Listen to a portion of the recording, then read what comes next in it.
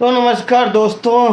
अब तक तो आप लोग को खबर आई गई होगी कि ईरान यूएस वार अब सीज फायर समझौते की तरफ बढ़ रहा है। जल्दी ये वार ख़त्म हो जाएगा। लेकिन कमाल की बात इसमें भारत के लिए झटके वाली बात क्या है पता है आपको? इस सीज फायर का अनाउंसमेंट सबसे पहले किसने किया? पाकिस्तान के प्रधानमंत्री शहबाज शरीफ ने।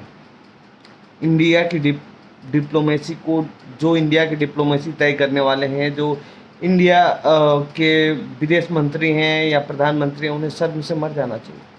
ये काम भारत को करना चाहिए, हमारे विदेश मंत्रालय को करना चाहिए था। जिस पाकिस्तान को पिछले 20 से 25 सालों में भारत ने अलग थलग करने की कोशिश की, आज वो पाकिस्तान ईरान और अमेरिका का सीज फायर करा रहा है। सोचिए वो किस स्थिति में है। भले उनके यहाँ खाने के लिए रोटी नहीं है, लेकिन फिर भी यही मोदी सरकार है जो जब से सरकार में आई है तब से ये विदेश नीति का झंडा लेकर वोट मांगती है। कहती है विदेश नीति हमारी मजबूत है, आज दुनिया में कोई आंख नहीं दिखा सकता, पता नहीं क्या क्या बोलती है। और गोदी मीडिया वाले तो खैर क्या ही बोले। लेकिन हाँ, पाकिस्तान ने जो किया है वो तारीफ़ काबिल है। कोई भी तारीफ़ करेगा। आप लोग कहेंगे कि पाकिस्तानी है ये है। नहीं जी नहीं, पाकिस्तानी सपोर्टर ना होने वाली बात नहीं है। पाकिस्तानी सपोर्टर होने वाली बात नहीं है। बात ये है कि जो फैक्ट है, फैक्ट यही है कि सबसे पहले शहबाज शरीफ ने ट्वीट करके इसकी जानकारी दी। इसके बाद अमेरिकी राष्ट्रपति डोनाल्ड ट्रंप और ईरान के साइड से ट्वीट आया। तो सोचने वाली बात यह है कि विदेश नीति कैसे चलती है। हालांकि जब ये युद्ध शुरू हुआ था तो भारत सबसे बेहतर स्थिति में था, सबसे बेहतर स्थिति में था। अगर वो इनिशिएटिव करता तो वो समझौता करा सकता था। लेकिन भारत की नॉन अलाइनमेंट वाली एक फॉरेन पॉलिसी भी रही है, वो भी एक तरह से अपने आप में ठीक है। लेकिन फिर भी इनिशिएटिव तो लेना चाहिए था। पीएम मोदी को इस बात के लिए इनिशिएटिव लेनी चाहिए थी कि सबसे ज़्यादा नुकसान भारत को हो रहा था, लेकिन ऐसा नहीं किया गया। ये झटके वाली बात है। कल हर मंच पे खड़ा होकर पाकिस्तान ये बात कहेगा कि हमने ईरान अमेरिका युद्ध रुकवाया। यही जब ऑपरेशन सिंदूर चल रहा था तो हमारे यहाँ सबसे पहले किसने ट्वीट करके बताया कि सीज फायर हो गया? सीज फायर की जानकारी डोनाल्ड ट्रंप ने दी थी। और बीजेपी के अंधभक्त इस बात को मानने के लिए तैयार नहीं होते हैं। उनको क्या करना है? अरे पीएम मोदी को तो हर राज्य में सरकार बनानी है। इससे फुर्सत चुनाव प्रचार से और राज्यों में पार्टियों को तोड़ने से फुर्सत मिले तब तो वो विदेश नीति पर बात करें। उनके पास से बस एक ही काम है कि हर राज्य में जाके चुनाव प्रचार करना, वहाँ बीजेपी पार्टी की सरकार बनाना। अरे इतने राज्यों में सरकार बना के आप क्या करेंगे? यही प्रधानमंत्री मोदी है ना जो कहते थे कि रुपया कमज़ोर होता है तो देश की इज्जत कमज़ोर होती है, देश की इज्जत मिट्टी में मिलती है। अब कहाँ, अब नहीं देश की इज्जत खराब हो रही है। अब देश कमज़ोर नहीं हो रहा है राष्ट्र मंचों पे। अभी क्या स्थिति है डॉलर की रुपये के मुकाबले? सबसे दयनीय स्थिति है। कभी भी 100 रुपये के पार जा सकता है। ये युद्ध खत्म हो या ना हो, अभी भी ये कंफर्म नहीं है कि युद्ध खत्म होने के बाद भारत में तेल के दाम बढ़ेंगे या घटेंगे। हालांकि इस ऐलान के बाद ही 4% की क्रूड ऑयल में गिरावट आई है और वो $84 प्रति बैरल हो गया है। ये अच्छी खबर है। अगर यही स्थिति बनी रही तो जल्द ही वो पूरा अपने पुराने वाली स्थिति पे आ जाएगा।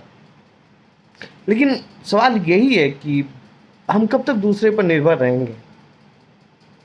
ऐसी स्थिति में कब तक रहेंगे? कब हम फ्रंट पे आएंगे? फ्रंट पे आके हम कब खेलना शुरू करेंगे? हम उस स्थिति में कब जाएंगे? ये डोनाल्ड ट्रंप पीएम मोदी को दोस्त बोलते हैं और टैरिफ लगा देते हैं, फिर भी चुप रहते हैं। रसिया से तेल खरीदने पर रोक लगा देते हैं, फिर भी पीएम मोदी चुप रहते हैं। हद तो तब हो गई जब 3 भारतीय नाविकों को मार दिया जाता है अमेरिकी स्ट्राइक में, उसके बाद भी पीएम मोदी चुप है। कब तक आखिर ये चुप्पी कब? यही बीजेपी के लोग हैं कि जो मनमोहन सिंह को कहते थे कि ये मौन प्रधानमंत्री हैं, ये बोलते नहीं हैं। लेकिन उसी प्रधानमंत्री के कार्यकाल के दौरान जब भारतीय डिप्लोमेट को अमेरिका में जांच हुई थी, चेक किया गया था, तो गिरफ्तारी की नौबत आ गई थी। तो उसी मनमोहन सरकार के मंत्री और सरकार ने इतना कड़ा विरोध आपत्ति दर्ज कराई थी कि वो जो भी इंडिया में एम्बेसी है उसकी सुरक्षा छीन ली गई थी। वहाँ काम करने वालों का आईडी कार्ड ले लिया गया था, बैरिकेडिंग से उसको घेर दिया गया था। अमेरिका को इस पे बात करनी पड़ी थी। लेकिन इस बार क्या हुआ, अमेरिका तो उल्टे विदेश मंत्री को डांट रहा है, कह रहा है कि नियम तोड़े गए हैं तो गोलियां बरसी। हालांकि ऐसा कोई नियम नहीं है। यूएनएससी का जो रूल होगा वो अप्लाइड होगा। किसी के देश की नाकाबंदी उसी पे लागू होगा या मान्य होगा जो अगर रिटेलिएट करता। अगर वो जहाज सैनिकों का होता, अगर उनके वार्निंग के बाद अगर वहाँ से हमला या उनके हमले को रिटेलिएट किया जाता, तब जाकर उनका अधिकार बनता था कि वो अटैक कर सकते थे। अटैक करने के बावजूद अगर उसमें कोई है और तो उसको रेस्क्यू किया जाना चाहिए। नियम है कि जो अगर समुद्र में कोई अटैक करता है और जहाज पे कोई घायल या उस जहाज पे नागरिक हैं तो उनको रेस्क्यू किया जाएगा। लेकिन इन्होंने रेस्क्यू भी नहीं किया। ओमान की नेवी ने आकर इन्हें रेस्क्यू किया और बचाया। लेकिन पीएम मोदी अभी भी चुप है। आखिर कब तक चुप रहेंगे? असल में बात यह है कि पीएम मनमोहन सिंह मौन नहीं थे। मौन असल में पीएम नरेंद्र मोदी हैं।